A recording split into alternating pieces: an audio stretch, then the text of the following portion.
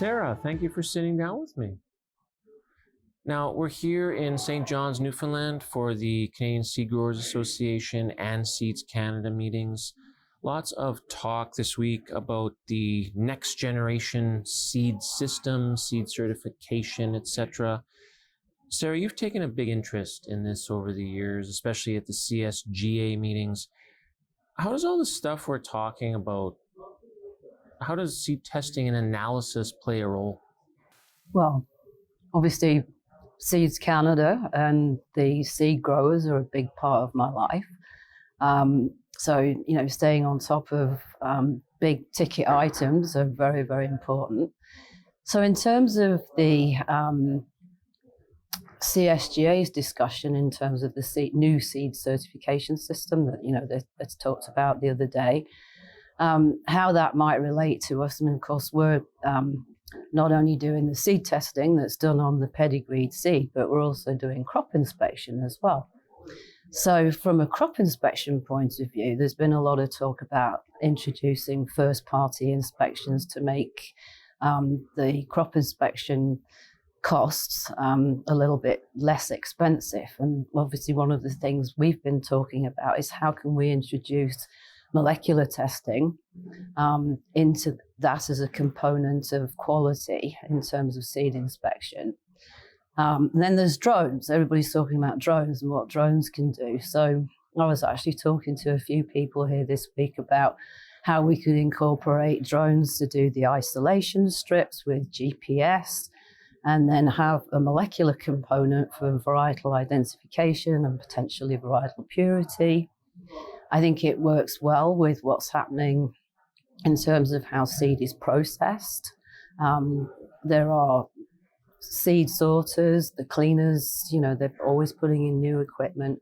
So, seed is cleaned to a very, very high level today, almost to the point that our current grade tables, for example, don't align with what we're producing because we're actually producing something that's a lot cleaner, the germination's always a lot higher, that kind of thing. So, when I look at something, I look at something from a systems point of view and how we in seed testing, can work alongside.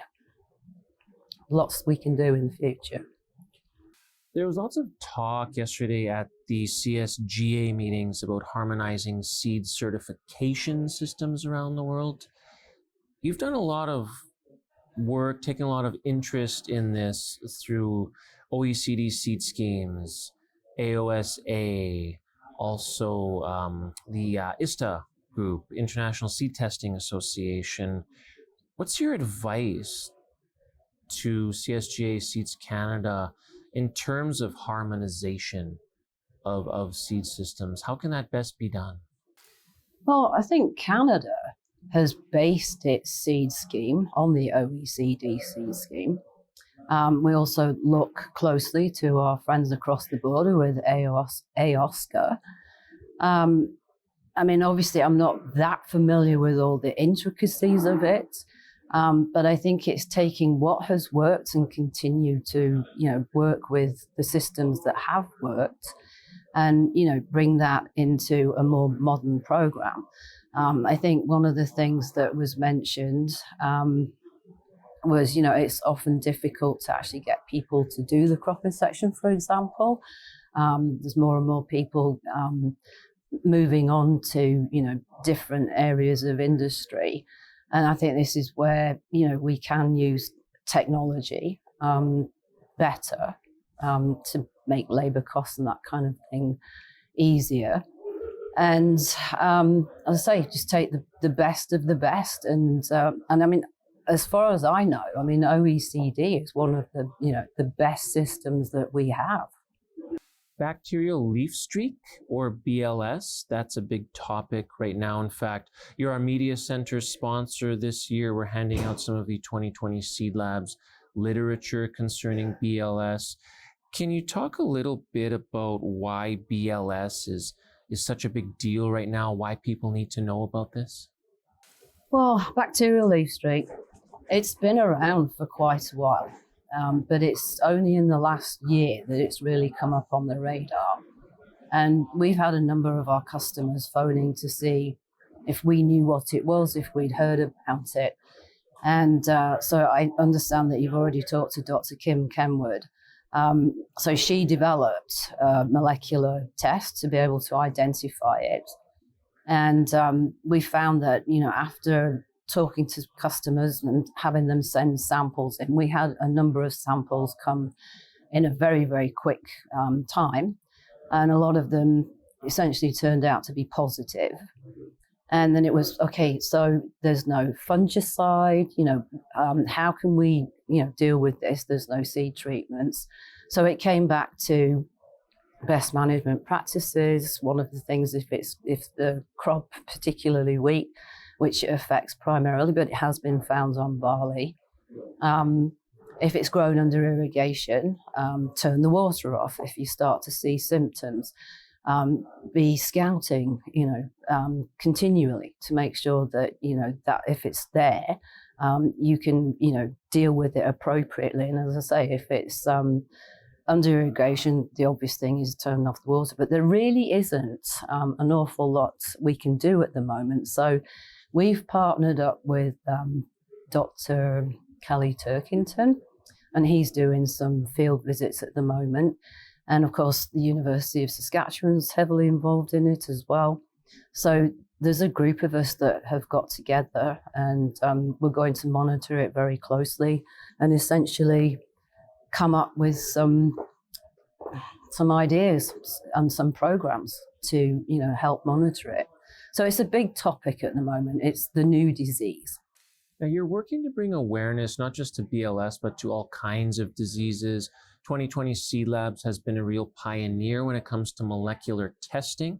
In fact, you were named one of our innovators as part of the Innovation Showcase, specifically for your molecular tests that you've developed.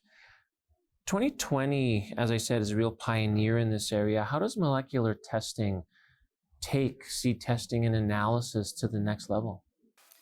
Well, I'm really excited that we're on this panel and that we've been selected as a partner in innovation. Why is molecular testing important? It's got huge advantages. The whole notion behind the way that it's tested, whether it's seed, blood, whatever it is, DNA brings it back to a different level in terms of how accurate and how quickly we can give out results. Specifically, we use molecular testing both for diseases and also helping breeders with their breeding programs, assisting people with ensuring that the traits that they have in the seed is actually there. So, we do quite a lot of work with molecular testing. And when I was on the seed testing task team for seed regulatory modernization, it was asked how important and does molecular testing marry in with seed testing. And so one of the things that we've identified is that Palmer amaranth, for example, it's a weed that looks much like the common red root pigweed. So it's a troublesome weed. It's particularly a problem in the States, and we're seeing some of it in Manitoba. So anytime we see a sample with red root pigweed, it automatically goes over to molecular, who can identify whether it's actually Palmer amaranth, which is the one that we don't want.